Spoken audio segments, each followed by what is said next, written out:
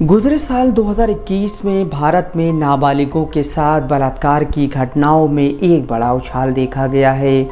National crime records bureau यानी NCRB की ताज़ा रिपोर्ट के मुताबिक साल 2021 में जहां 18 साल से ज़्यादा उम्र की औरतों के साथ रेप के कुल 28,644 मामले दर्ज हुए, वहीं नाबालिगों के साथ बलात्कार की कुल 36,069 घटनाएँ हुईं। इन 36,069 घटनाओं का एक बड़ा हिस्सा protection of children from sexual offences act यानी पॉक्सो के तहत दर्ज हुआ। वहीं बाकी मामले इंडियन पीनल कोड यानी आईपीसी के तहत दर्ज किए गए। पिछले 5 साल के आंकड़ों पर नज़र डालें तो पता चलता है कि 18 साल से ज़्यादा उम्र की औरतों के साथ रेप के मामलों की तुलना में नाबालिगों के साथ बलात्कार की घटनाएं लगातार बढ़ी हैं। एनसीआरबी की रिपोर्ट में प्रकाशित आंकड़ों को समझने के बारे में एक चेतावनी दी गई है। इसमें कहा गया है कि यह धारणा भ्रामक है कि आंकड़ों का ऊपर की ओर बढ़ना अपराध में वृद्धि की तरफ इशारा करता है और ये दिखाता है कि पुलिस प्रभावी नहीं है। वो लोग जो बच्चों के अधिकारों से जुड़े मामलों पर काम करते हैं, उनका कहना है कि इन मामलों की रिपोर्टिंग में जो उछाल देखने को मिल रहा है उसकी वजह न केवल पॉक्सो कानून का लागू होना है बल्कि इसका बेहतर क्रियान्वयन भी है। पॉक्सो साल 2012 में लागू किया गया था, जिसका मकसद बच्चों को यौन उत्पीड़न और अश्लीलता से जुड़े अपराधों से बचाना है। इस कानून के तहत 18 साल से कम उम्र के व्यक्ति को बच्चा माना गया है और बच्चों के खिलाफ अपराधों के लिए कड़ी सज़ा का प्रावधान है। ये कानून बच्चों के खिलाफ अपराधों को जेंडर न्यूट्रल भी बनाता है, जिसका मतलब है कि यह कानून लड़कियों और लड़कों दोनों के खिलाफ हुए अपराधों का संज्ञान लेता है।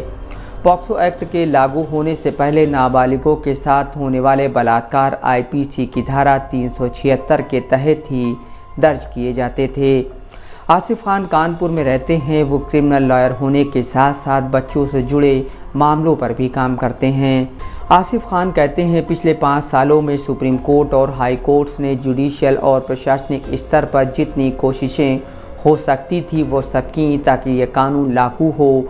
उसका असर अब ये देखने को मिलता है कि पहले जिन बहुत सारे मामलों में कोई सोचता भी नहीं था कि ये रिपोर्ट किए जा सकते हैं, वो अब रिपोर्ट होते हैं। उसकी वजह यह है कि सिस्टम पहले की अपेक्षा बेहतर तरीके से काम कर रहा है और समाज में जागरूकता बढ़ी है। कुछ साल पहले तक पॉक्सो जैसे कानून के बारे में लोग जानते ही नहीं थे। आसिफ कहते हैं कि पॉक्सो कानून को लेकर बहुत सारे एनजीओ जागरूकता अभियान चलाते रहते हैं। वो कहते हैं इन कानूनों के बारे में जागरूकता फैली है और भरोसा पैदा हुआ है कि पुलिस के पास जाएंगे तो न्याय मिलेगा। आसिफ एक बात और जोड़ते हुए कहते हैं कि पुलिस इस कानून का दुरुपयोग भी कर रही है। कई ऐसे मामले सामने आए हैं जिसमें पुलिस से लेन देन करके पॉक्सो के तहत मामला दर्ज कराने के आरोप लगे हैं।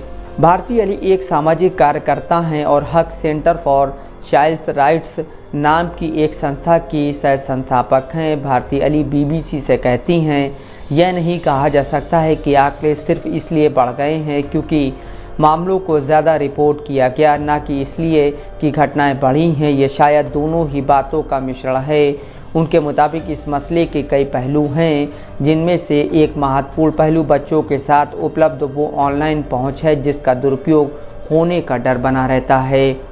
उनका ये भी मानना है कि इस तरह के मामलों के बढ़ने के पीछे बच्चों की पोर्नोग्राफी तक आसान पहुँच भी एक कारण है।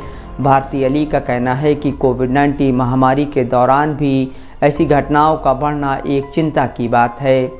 चूँकि पॉक्सो कानून 18 साल से कम उम्र के लोगों को बच्चा मानता है, इसलिए इस कानून में सहमति की उम्र 16 साल से बढ़कर 18 साल कर दी गई थी। भारती अली कहती हैं कि सहमति की उम्र को 16 साल से बढ़ाकर 18 साल कर देना भी पॉक्सो एक्ट के तहत दर्ज हो रहे बलात्कार के मामलों की संख्या बढ़ने की एक वजह हो सकती है। वे कहती हैं, सहमति की उम्र बढ़ाने के सुप्रीम कोर्ट के फैसले के बाद भारत में बाल विवाह के मामले भी पॉक्सो एक्ट के तहत दर्ज किए जाते हैं। आज के समय में युवा सहमति से सेक्स कर रहे हैं और बहुत से मामलों में युवाओं के बीच प्रेम संबंधों को माता पिता अपराध के तौर पर रिपोर्ट कर देते हैं, तो इससे भी आंकड़े बढ़ते हैं। वकील आसिफ खान कहते हैं पॉक्सो एक्ट में पहले मृत्युदंड नहीं था, अब इसमें मृत्युदंड का प्रावधान है और पॉक्सो की शब्दावली के मुताबिक जो उम्र कैद है वो दोषी की बची हुई ज़िंदगी तक है। तो अगर पॉक्सो के तहत उम्र कैद हुई है तो दोषी जिंदा जेल से बाहर नहीं आएगा। खान के मुताबिक पॉक्सो के प्रावधान लगाने या न लगाने के लिए इसलिए भी दबाव डाला जाता है क्योंकि ये एक कानून है जिसमें ज़मानत मिलना मुश्किल है जब तक गवाही ना हो जाए और जब तक जज को ये ना लगे कि शिकायत झूठी है, ज़मानत का सवाल ही नहीं उठता। आसिफ खान कहते हैं अगर नाबालिग के साथ बलात्कार हुआ है और पॉक्सो एक्ट नहीं लगाया गया तो ये पुलिस की विश्वसनीयता पर सवाल है। पुलिस को इस बात का संज्ञान लेना होगा कि जब किसी बच्चे के साथ बलात्कार होता है तो पॉक्सो एक्ट लगाना ज़रूरी है।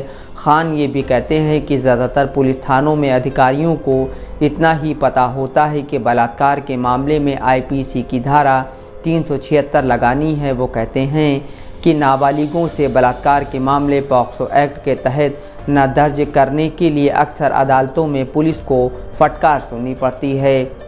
नाबालिगों के बलात्कार के मामलों में पॉक्सो एक्ट के लगाए जाने या ना लगाए जाने में एक बहुत बड़ी भूमिका पुलिस की होती है। अगर पुलिस ने ये कह दिया कि शिकायतकर्ता नाबालिग है तो पॉक्सो लग जाएगा। अगर पुलिस ने कह दिया कि उन्हें नहीं लगता कि शिकायतकर्ता नाबालिग है तो मुकदमा आईपीसी की धारा 376 के तहत दर्ज होगा। लेकिन जब अदालत उम्र की जांच करवा लेगी और अगर साबित होगा कि शिकायतकर्ता नाबालिग है तब पॉक्सो की धाराओं को जोड़ा जाएगा।